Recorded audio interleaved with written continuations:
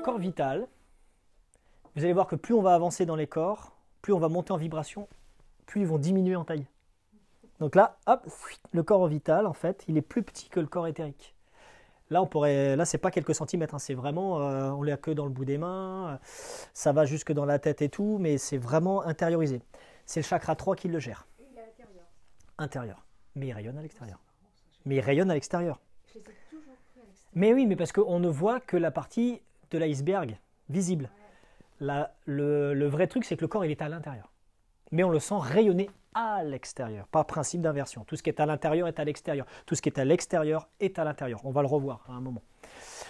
C'est des choses que j'aborde plus longuement dans la spiritualité. Alors, c'est le corps émotionnel. Donc, c'est le corps qui contient nos émotions, désirs, passions, humeur, joie, peine et compagnie. Donc, c'est vraiment costaud. C'est vraiment un corps essentiel parce que je crois que c'est Isa Padovani qui dit ça à un moment donné. Elle définit ces 3 plans comme 3 tanks. Le tank, le corps physique, il est énorme, il est en bas. Alors, il ne bouge pas très rapidement, hein, machin. Le corps émotionnel, il est un tank plus petit, il est juste au-dessus. Et donc, il est géré par toutes les émotions et tout ça. Voilà. Et puis, le corps mental est encore plus petit, mais là, c'est le petit tank tout en haut. Et le petit tank tout en haut, il dit oui, moi, je fais de la spiritualité, je fais du développement personnel depuis des années. Moi, les émotions, ça me traverse, ça me fait rien du tout, machin. Et puis là, il y a quelqu'un que tu vois dans la rue, c'est ton ex qui t'a fait chier. Et là, les émotions le sentent. Alors, le gros tank d'en bas, il bouge. Et puis là, ton petit truc, complètement emporté. Donc, tu crois maîtriser, mais en fait, non. Et alors, pire, il y a le feu. Et là, le gros tank d'en bas, feu, survie. Alors là, il part dans l'autre sens. Et puis alors là, oui, moi, je maîtrise mes émotions. Tu parles, t'es déjà parti. En fait, ça veut dire quoi? Ça veut dire que plus c'est dense, plus c'est en bas, plus ça nous bouge, mais ça nous brasse dans tous les sens en fait. Donc c'est bien de développer la spiritualité, de machin de trucs, mais à un moment donné, on est dans le monde duel. Hein. Donc les émotions, on les sent passer, il faut qu'on les vive, il faut qu'on les ressente. Et le physique, quand on se coupe un bras, on le sent passer. Hein. Donc c'est bien de développer le mental, tout ça, mais on est sur Terre, dans la dualité, donc il faut l'expérimenter et il ne faut pas sous-estimer tout ça. Et c'est pas parce que je suis dans la spiritualité que je me coupe de mes émotions. Oh non, non, non, non, non, non, non. C'est le début des problèmes. Il faut accepter ces émotions. Alors, la couleur n'est pas constante et change continuellement selon nos émotions du moment. Donc ceux qui le voient, bleu, vert, machin, et donc ils appellent ça un peu l'aura. On va voir que c'est pas très loin de l'aura en fait, ce corps vital. Et avec le corps alors donc c'est le corps subtil donc dans lequel nous voyageons lors de nos voyages astraux, donc les rêves. Quand on dort, en fait, on est en sommeil dit paradoxal. Donc là, notre cerveau bascule dans un mode, je crois que c'est les ondes alpha, si mes souvenirs sont bons, ou θ même. Et du coup, pic, là, on bascule et on n'est que là-dedans. Et là, le corps, il se bat partout. Il va visiter n'importe quoi. On voit des trucs merveilleux, machin. C'est le corps astral. Corps vital, corps astral, c'est la même chose. Ou corps émotionnel, c'est la même chose. Donc on peut se déplacer comme ça dans les plans astraux, on peut visiter des autres planètes, des autres univers, des autres machins. Il y a pas de... sort par là c'est le plexus, donc c'est un corps qui est à l'intérieur, qui se balade un peu partout. Il ne sort pas forcément par là, tu peux le sentir par là. Ouais, il peut sortir devant, il peut sortir sur les côtés, parce que lui il sent partout en fait. Contrairement à ce qu'on va voir les autres corps qui peuvent sentir dans des endroits précis, lui tu peux sentir absolument partout. Parce qu'une émotion, tu peux la sentir... Ouais, on peut presque sentir partout, parce que quand on est en colère, on sent principalement la partie haute. Quand on est dans l'amour, on rayonne de partout. Donc c'est même jusqu'au bout des doigts de pied, en fait. L'amour rayonne, donc on sent vraiment partout.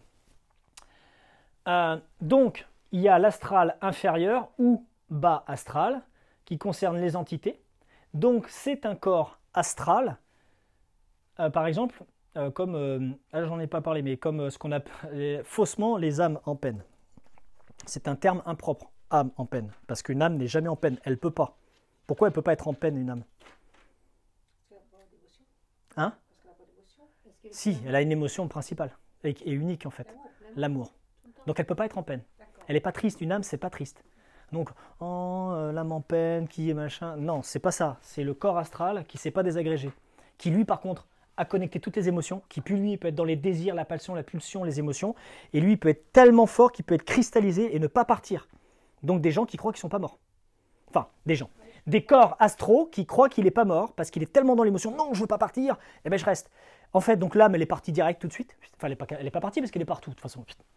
elle vogue à ses occupations, le corps physique a disparu, le corps éthérique a disparu, tous les autres corps ont disparu, on va voir les autres corps plus tard, mais lui il reste, parce qu'il est tellement fort dans les émotions, c'est tellement encastré dedans, que du coup, c'est ce qu'on appelle une âme en peine, mais on devrait dire c'est un corps vital. Une entité est un corps vital, ou un corps astral.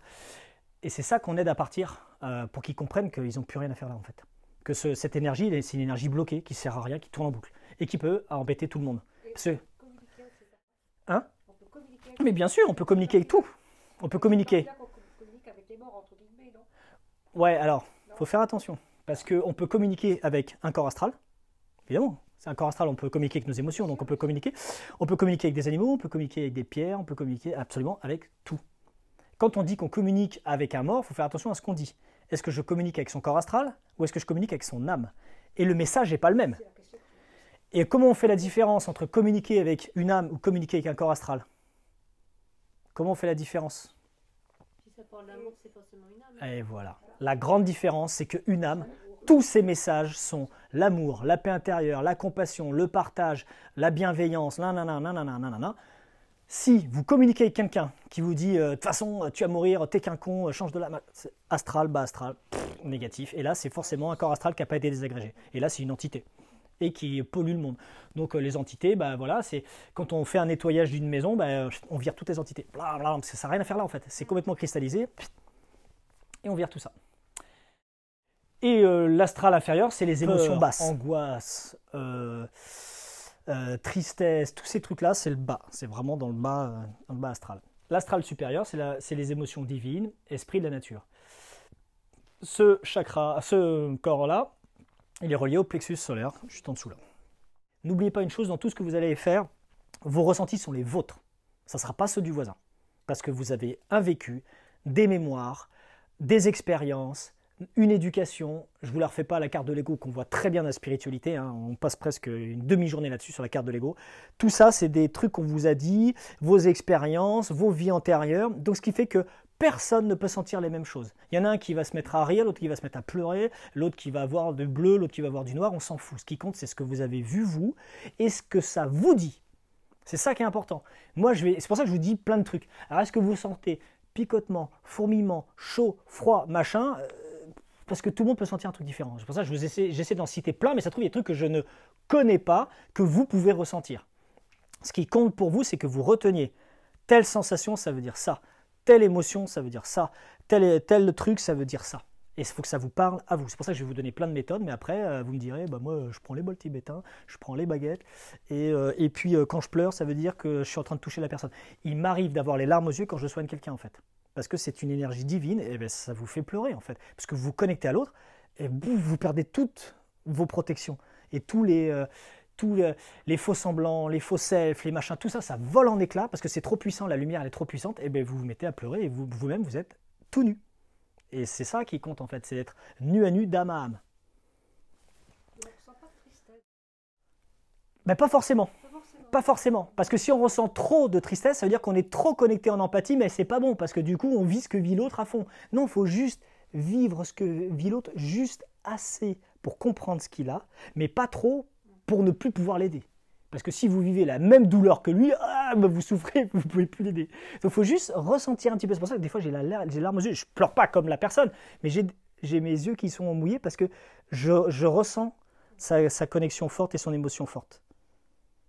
Si je me mettais à chialer pendant que je faisais les trucs, ça n'irait pas. Mais j'ai suffisamment d'informations pour sentir ce qu'elle sent.